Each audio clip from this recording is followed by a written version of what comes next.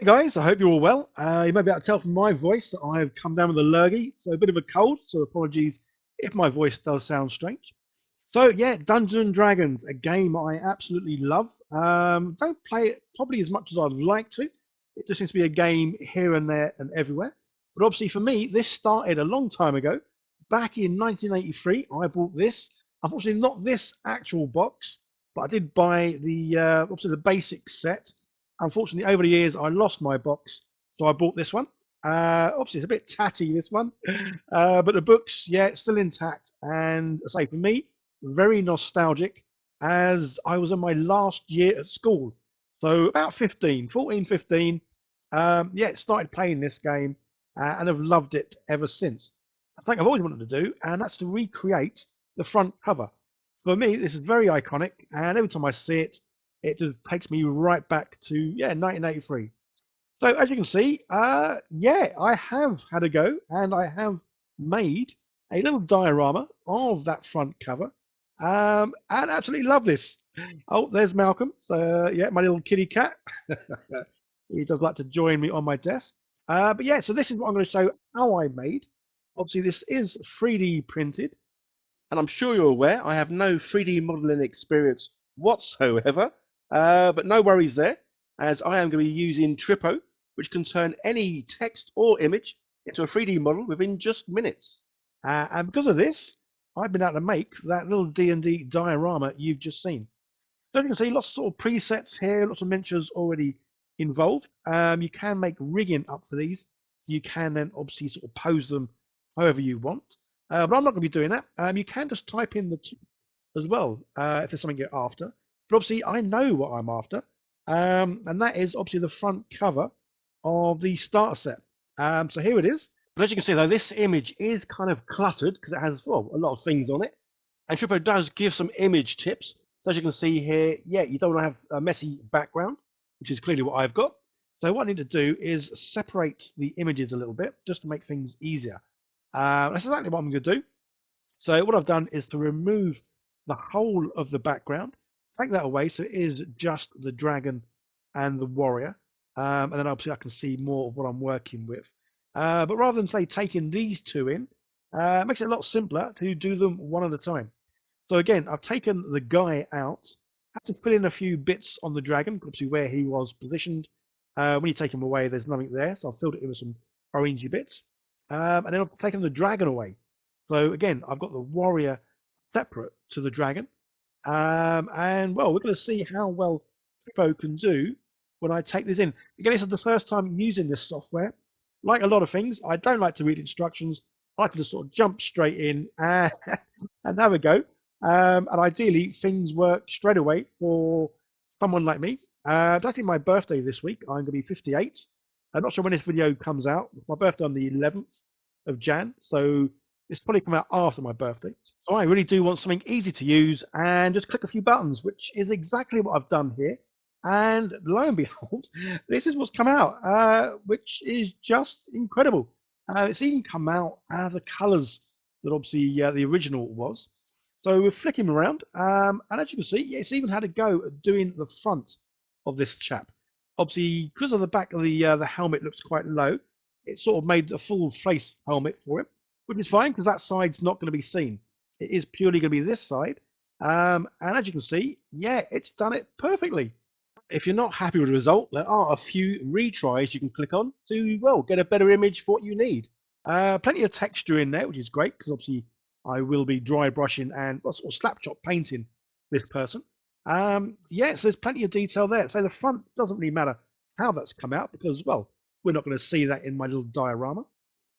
Oh yeah, please how he's come out. And this is the dragon. Obviously I did the same thing with the dragon, just import it in, click the button, and then literally this is what's come out. So again, the face on this is awesome. Plenty of detail there. It's captured the teeth. Claws look great. And yeah, so the back of it, obviously it's gonna be a little bit weird back there. It has tried to put a foot on the dude. Obviously it kind of recognized that this is a dragon, so yeah, it's giving it a foot. But that's fine because we're going to chop that off. But again, I'm only going to be seeing this from the front. So for what I need, this is absolutely perfect. And I say this little diorama is something I've wanted to make for quite some time. Initially, I had thought about making it. This is a few years ago in clay. In fact, I did have a go at trying to make it in clay, but it came out pants. But as you can see, these things have come out perfectly. So it's a case of saving the file as an STL and then 3D printing it. And as you can see, yeah, these have come out really, really well. Again, I'm going to ignore the front of this person because, well, I'm not going to see that at all in the diorama. But from the back sort of perspective of this, yeah, the angles and everything look perfect, exactly how they do on the front cover. And the same with this big chap. He's come out really well. The foot and tail kind of didn't come out, but again, that was more me because I had to put my own supports on this. But everything else has come out perfectly. Obviously, still got his foot there at the back, but I will chop that off. So this is a little box frame I'm going to put him in.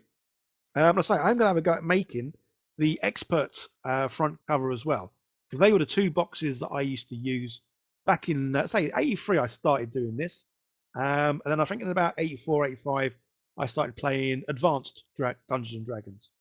Yeah, chopped his arm off because again the angle and perspective didn't look quite right, and also it didn't fit coming out of the box. So yeah, I cut that off and reattached that somewhere else. So initially, I did want to have this little chap sort of more in the box, but as you can see, to get the perspective right, I need to have him well coming further out. So that's why I've made a little platform here to well extend the front of this diorama way outside the box. Initially, I wasn't that happy doing this because I really wanted everything to sort of be more in the box. But I am really pleased with the final result and kind of glad in a way that that yeah, this has come further out. It does feel now like they're coming out of the frame, which is just really cool. Again, every time I look at this, I still can't believe that I was able to make these two miniatures and obviously put them together in this diorama. So guys, go check out Tripo, say link down below. Check out more information about them. But say some for something that was so easy to use and has given me some just awesome results is just great. So this really doesn't mean now there's anything I kind of need that I can't find, whether it's just sort of terrain bits, say it was like a barrel or barrel with fish on it, or whatever it might be. I can go into Tripo, just type in a few words, and yeah, I can get exactly what I want. So painting wise, starting as usual, painting in matte black or priming matte black from the Color Forge, just as well. There's black. I've been using it 3 years now. Absolutely love it, and it lives up to its name. It is well matte black. Whereas if you try some other primers, they're not always that matte. He still looks a bit shiny at the bottom, but I think that's because I probably haven't left him quite as long, and it's cold in the UK. Well, we've been having snow, which is really nice, but obviously it does make for yeah much colder weather. It's a little bit harder to prime miniatures outside because well it is just rather cold. And then yeah, usual sort of thing when I paint these things. Yeah, so I paint for speed more than anything. So put them in black, dry brush white, and then we use kind of like contrast paints, speed paints, dipping inks, whatever kind of ones you might want to call them. But yeah, we use them. So that's both the diorama there and the miniature. Obviously, I am being good now. I am trying to separate these kind of things when I paint them. In the past, I would have stuck him on and then just made it very difficult for myself to paint anything. So yeah, painting the dragon and sort of the base there, and painting the warrior sort of separately makes things obviously a whole lot easier. So with the dragon, he is kind of like an orangey, well, kind of like an orangey red, I guess. I want to do two different shades on him, so that's why I'm doing the his tummy and his underside really, and the underneath of his palms in like a lighter colour, and then the rest of him is going to be in a little bit darker. But you will see towards the end, I changed that a little bit, just because I wanted to sort of merge the two colours together. But yeah, really pleased with the colours that I chose. Again, this is why I always paint the lids of my bottles, because the underneath colour should have been more of a like a real yellow, but it has come out quite dark and kind of like I say, a lighter version of orange. But say for what I wanted, yeah, it's come out really, really well. Yeah, guys, let me know if you like these little sort of dioramas in frames. Let me know, because I'm loving making these. Because say these are a great way of making a little diorama, but then I can rather have it on a desk because they do sort of stand up on their own, or hang them on a wall. Because as you know, guys, I'm always saying this, I don't have a lot of room. So I've got a table in my living room, and that's the kind of thing I've been doing for the last say 5 years. I've had this channel, and that's kind of how it's been pretty much all the time. I did have a spare room a little bit for my stuff, but yeah, typically I am sort of set up in the living room at a table. So having little dioramas that I can put on walls is pretty cool because obviously, well, it'll make the wall look better. And it saves me putting a lot of these things in drawers, which is where they kind of end up in cupboards or drawers. Excuse me there, guys. So yeah, with the lurgy going on, I think everyone seems to have it these days, where I am. But yeah, so love how he's come out. Looks really good. But so I just wanted to tie in the two, kind of like the orange and the yellow of the dragon there. So using the wash. Now this is something I do quite a lot of actually, because I used to love washes in the past. These do really do add obviously more contrast to things. But I do find when you've got sort of say like there's two colours on a creature or two colours on whatever it is, and you want to tie them in so they look a bit more together rather than sort of say two separate colours. Yeah, chucking a wash over the top really does work because it ties them in. Plus, obviously, you're going to get a lot more contrast as well because obviously the washes well they'll wash into the nooks and crannies. So yeah, painted the frame red, same similar sort of red to the box. Again, I want to make it look so as soon as you look at this, you instantly think of the basic rule set, box number one. So I bought this from Woolies, which is Woolworths, and I believe the box was £8. So yeah, back in 1983, I spent £8 of my well hard earned pocket money on the first Dungeons and Dragons box set that I got, and absolutely love it. So when it comes to doing the skin, yeah, I don't typically use a speed paint. I kind of prefer to use a sort of like a block color paint, and then do a wash over the top. I kind of find for me personally, yeah, that's kind of how I do well any kind of skin tones. And then in the case of going around doing the metallic color or silver here, in this case, on the shield and the sword. And then I've also got these, some dark star. So these are molten metals, and they do a whole variety of metallic colors. Yeah, I'll leave some links down below, guys. I've only just started using them, but the coverage, yeah, it goes on really well. They're nice and sort of thick, cover really well. But obviously these will get a wash over the top, just because otherwise it looks too neat, too tidy. And yeah, I can't have that. I need things to look a little bit grimier, a bit dirtier. So good old speed wash over the top. And then yeah, his hair and his boots in the image they look almost bluish.